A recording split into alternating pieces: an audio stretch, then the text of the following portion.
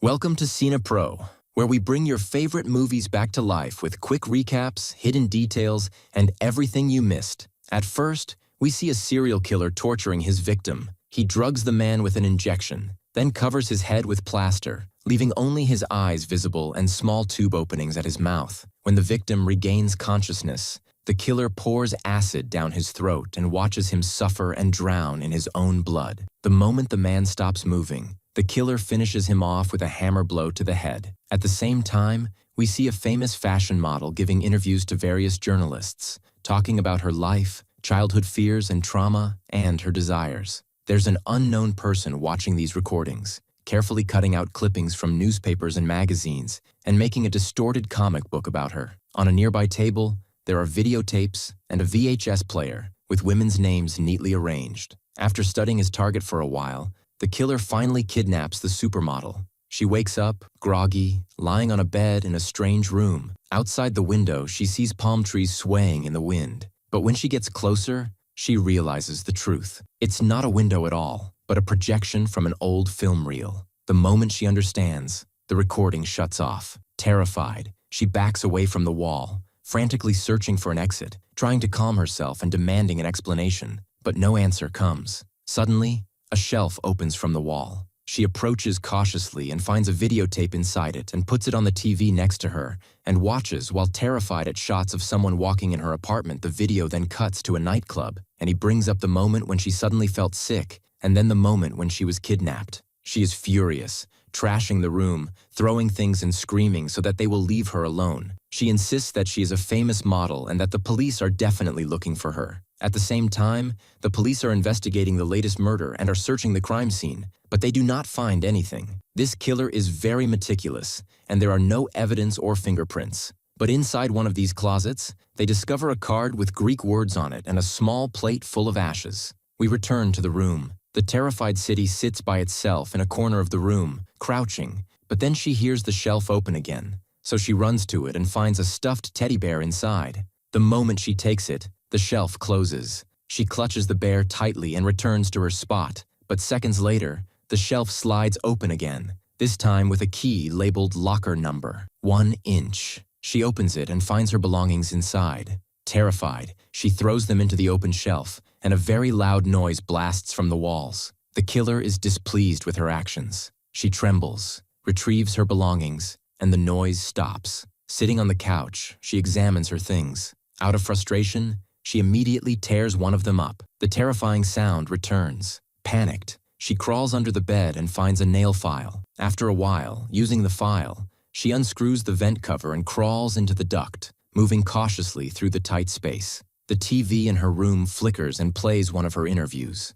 Suddenly, she hears a sound ahead, then the screech of metal and the sound of a running saw. She freezes, then slowly backs up, but sees a camera watching her. She does not know what to do, and hear from above hands come out wearing gloves from the darkness, and something is injected in her hand. After that, the model wakes up and finds herself back on the bed wearing clothes from the locker. The path to the air duct is now blocked by a metal plate. At the same time, an unknown figure watches her through multiple cameras and screens. The police continue searching for the serial killer who kidnaps people, and they have now linked the disappearance of the famous model to previous victims. After a while, as she opens her eyes, the model notices a crack in the light on the wall. She approaches and feels it leads to another room. Suddenly, a pair of eyes appears on the other side, staring directly at her. She recoils in fear but gathers her courage and looks again. It's a young man. The barrier between their rooms is glass covered in black paint. He writes a message on it asking who she is.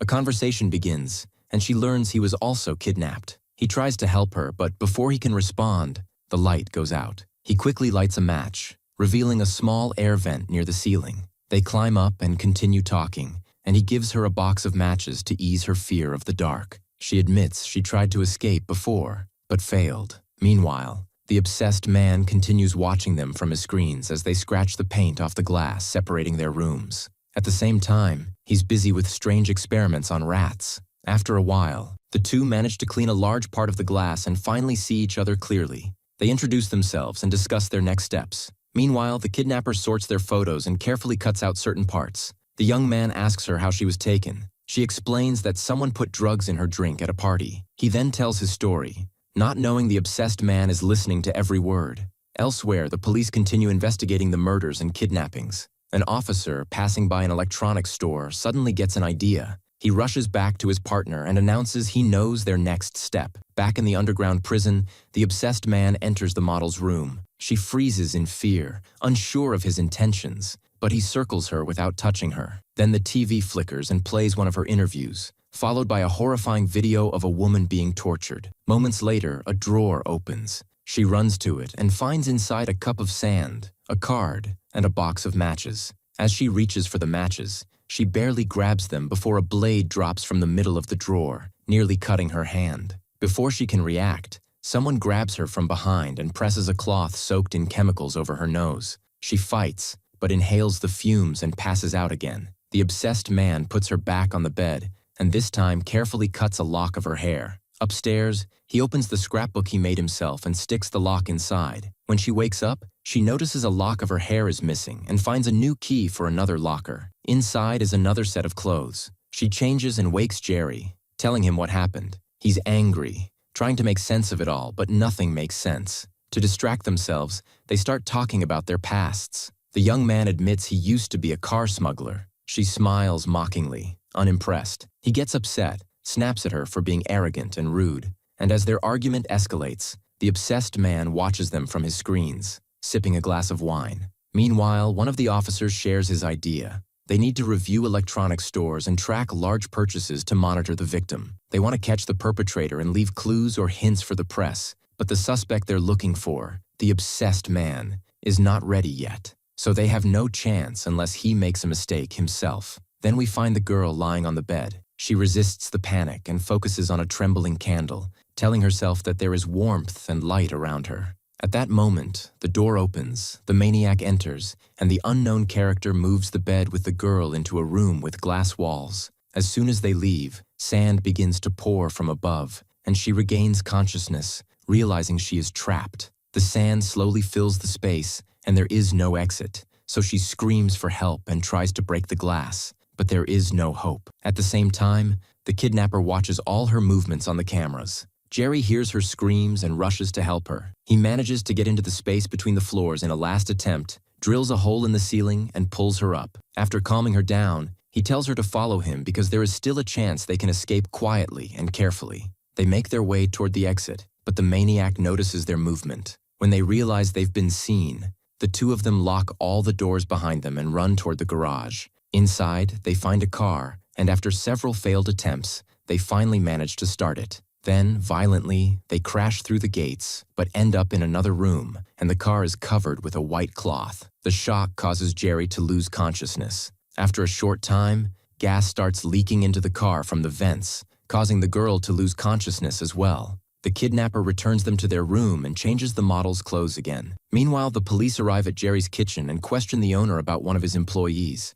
According to their information, this man has a criminal record and recently bought a large amount of electronics. He also worked at the party where the famous model was kidnapped. Not wanting any trouble, the owner gives them the employee's address. When the girl wakes up, she notices she's wearing new clothes. She approaches the glass and sees Jerry, telling him they will never be able to escape. But he reassures her and convinces her that there is always a way out. At that moment, the kidnapper locks all the doors between them, and a shelf opens in the wall. The girl approaches and finds a key, using it to open a wardrobe, inside which is an evening dress that requires patience to endure. Resigned to her fate, she changes and puts it on. As soon as she does, the doors open, and she runs into Jerry's arms. But on the television, a video of a girl being tortured starts playing. Jerry begs her not to watch, but she can't look away. Out of frustration, Jerry grabs a pipe and smashes the cameras installed in the walls, figuring out where they are. But the kidnapper doesn't like this, turns off the lights in the room, and approaches them with a weapon. In complete darkness,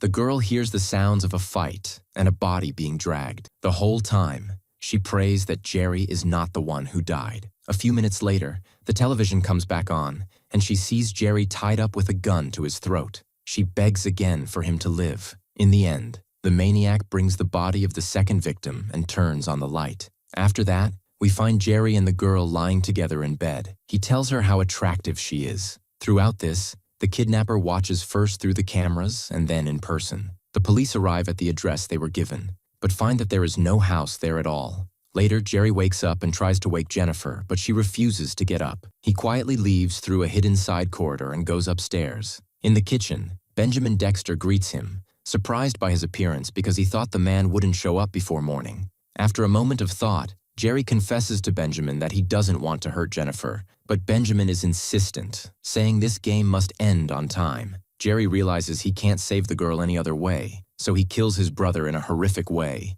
stabbing him with a knife and dragging the body to the bathroom, leaving it there. While flipping through comic books containing photos of previous victims, he hears a knock on the door. When he opens it, he finds police officers asking about Benjamin Dexter. Jerry tells them he's not home and that he's just staying here temporarily. He can't get rid of them immediately, and the officers say there's a match on TV and ask to see the score. Jerry agrees, but during the commercial break, they decide to change the channel and see the surveillance camera on Jennifer. At that moment, Jerry Dexter appears behind them with a gun and kills them both. He gathers all their photos together from the walls and returns to the basement. After waking the girl, he tells her he got rid of their kidnapper and that they can now escape. As they go upstairs, she sees the bodies of the two dead men, and he asks her to stay in the room and not touch anything. As soon as he leaves, one of the policemen regains consciousness and heads toward Jennifer. Terrified, she thinks he's coming to kill her, so she grabs a bat and hits him on the head several times until he falls and remains motionless.